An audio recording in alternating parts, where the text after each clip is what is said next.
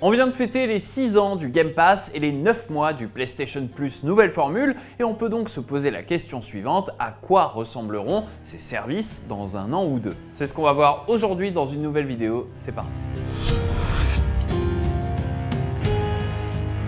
Alors évidemment, pour parler des Game Pass au sens large, il faut d'abord commencer par celui d'Xbox. C'est le premier à avoir éprouvé le modèle et à l'avoir propulsé si haut que la concurrence s'est sentie obligée de s'adapter.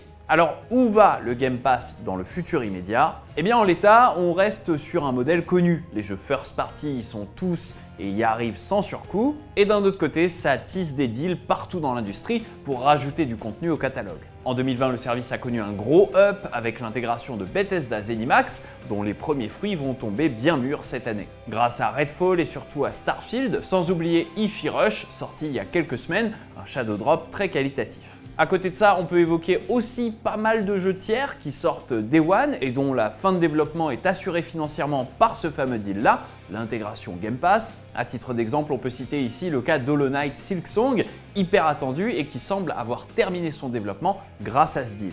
Au global, le service assure un roulement très correct, des titres qui entrent et d'autres qui sortent, avec un gros focus récent sur les éditeurs japonais. Ça se voit par exemple sur les arrivées de début 2023, les Persona, Monster Hunter Rise, Guilty Gear Strive ou encore Wo Long. En plus de ça, il y a toujours le partenariat Electronic Arts qui vient gonfler le catalogue, et en 2022, Xbox a signé un gros partenariat avec Riot Games, donc League of Legends, TFT, Valorant, histoire de gonfler encore plus sa population d'abonnés. Tout ça va être propulsé via le cloud gaming sur toujours plus d'équipements, dont les téléconnectés, et ça a déjà commencé du côté de chez Samsung. Alors tout ça, c'est le présent, mais c'est quoi l'avenir? Si rachat d'Activision Blizzard il y a, le Game Pass va grossir de manière colossale. Call of Duty, Warzone, Overwatch vont faire du Game Pass un hub plus FPS solo et multi que jamais, lui qui a déjà Halo et Battlefield. Et puis côté jeux service, Blizzard va beaucoup aider, premièrement avec Diablo 4, dont le multi pourra vivre longtemps, et via la nouvelle licence en cours de développement, la fameuse nouvelle IP survie de l'éditeur Blizzard. L'acquisition, ça veut dire également l'arrivée de World of Warcraft dans l'escarcelle d'Xbox, avec à la clé une potentielle levée de l'abonnement obligatoire, une nouvelle vie et éventuellement un portage console, de quoi tacler en frontal FF14 qui rechigne à s'exporter en dehors des terres chères à Square Enix et Sony. Il faut pas oublier non plus qu'Activision Blizzard c'est un gros grenier à licence que pourront exploiter les équipes d'Xbox, et on parle même pas de King, le troisième studio qui est en passe d'être racheté et qui apportera au Game Pass un gros pan mobile sur lequel Xbox mise beaucoup. Cela étant dit, voyons comment a réagi la concurrence face à l'hégémonie du service, et on va évidemment parler de PlayStation. L'acteur d'en face qui a longtemps critiqué la formule du Game Pass avant de s'y rattacher, c'est évidemment PlayStation. En refondant le PS Plus et le PS Now sous la forme du fameux projet Spartacus, qui a fait l'actu 2022 avant de s'officialiser durant l'été, Sony s'adapte et s'y prend pas forcément de la meilleure des façons au début. En mettant en place 3 volets de son abonnement PS Plus, Sony s'est attelé à faire un all-in en promettant vraiment gros, très gros, avec un catalogue type Game Pass qui réutilise les deals du PS Now, désormais refondu et intégré au PS Plus. Mais au-delà de ça, il faut aussi fournir un catalogue rétro à l'attention du tiers le plus cher de l'abonnement et dealer aussi des démos avec tout un tas d'éditeurs, toujours pour ce tiers premium du service. La vérité, c'est que 9 mois après ce lancement, le tiers premium est le moins intéressant, il est peu entretenu et tient pas vraiment ses promesses. Au contraire, le tiers extra, donc l'intermédiaire, est devenu un super deal. Le catalogue y est complet, il est éclectique et c'est à peu de choses près une vraie alternative au Game Pass. La différence, c'est évidemment sur les titres dispo Day One. Sony essaye de plus en plus de dealer avec des tiers ou des indés, des lancements sans surcoût sur leur catalogue, et ça fait donc quelques coups d'éclat. En revanche, le gros move qu'on observe de plus en plus, c'est que les jeux PS5 First Party semblent rejoindre le catalogue au bout d'un an. C'était le cas de Ghost of Tsushima Director's Cut, de Returnal, et c'est désormais le cas de Horizon Forbidden West. Un pattern semble donc se dessiner, désormais les exclus Sony PlayStation Studio peuvent tout à fait arriver au bout d'un an dans les catalogues.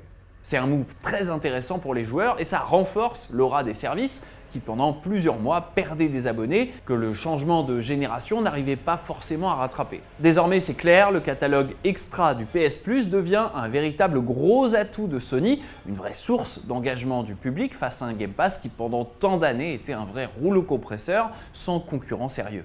Côté portativité de l'expérience et donc cloud gaming, chez Sony, c'est vraiment quelque chose qu'on a un peu mis de côté pour miser sur la PS5 en tant qu'accès principal de l'expérience PlayStation, même s'il existe une appli PC. Reste donc à savoir si la tendance des ajouts un an après va se démocratiser chez les studios Sony et si l'impact sur les ventes ne se fera pas trop ressentir. Mais on va revenir là-dessus un peu plus tard. Parce que là, tout de suite, on va surtout parler de Nintendo. Et oui, il faut bien parler de l'offre Nintendo sur le secteur des catalogues, parce que même si elle n'a rien à voir avec celle de Sony et Xbox, qui est sensiblement la même, façon Netflix du jeu vidéo, Nintendo est quand même là.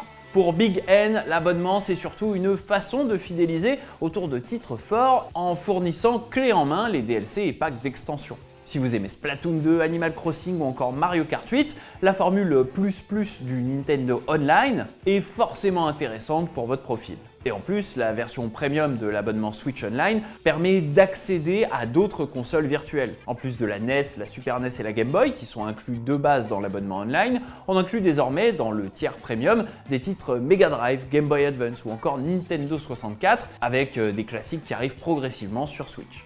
On n'a pas beaucoup de visibilité sur les plans de Nintendo pour l'avenir, donc on peut s'attendre à ce que le géant rajoute plus de consoles, genre la GameCube ou la Wii, voire même la 3DS ou la DS si on trouve une petite astuce. Bref, passons maintenant aux concurrents qu'on soupçonnait pas. Que font les autres pendant tout ça?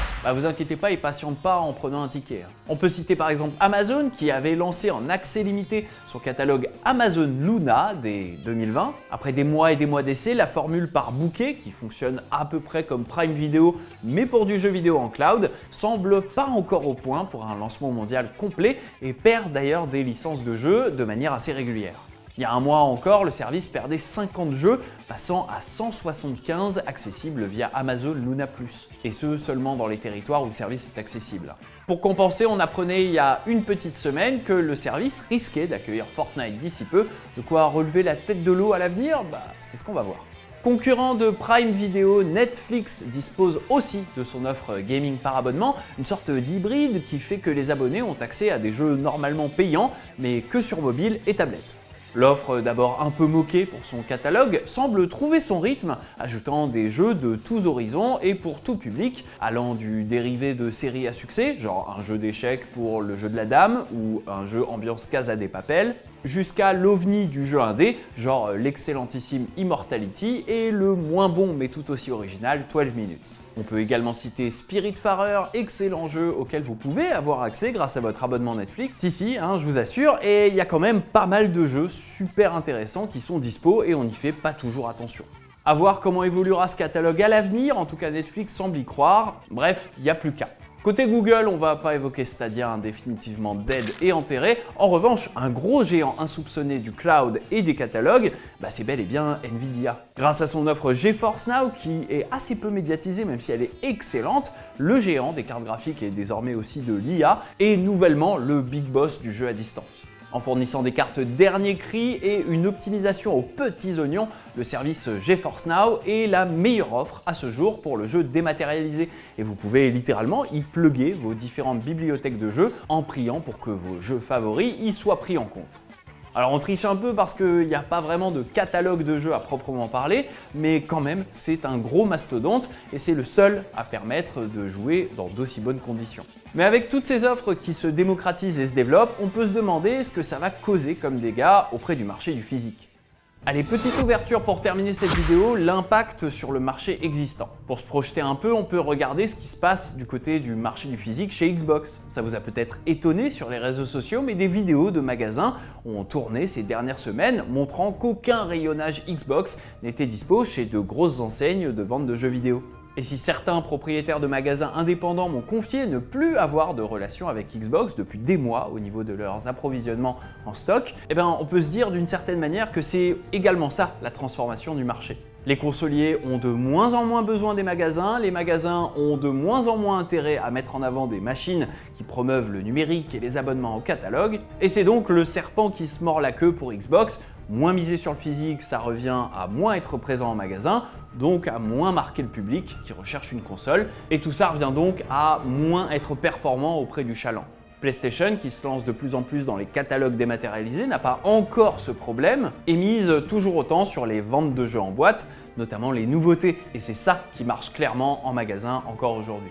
Mais à l'avenir, il se pourrait bien que PlayStation cède lui aussi aux sirènes du Day One en catalogue, ou tout simplement il se pourrait que les catalogues se montrent si compétitifs et si performants que les ventes de jeux en magasin baisseront drastiquement, et là le marché du physique aura bien du mal à survivre. Heureusement pour les professionnels du secteur qui en vivent, on n'en est pas encore là.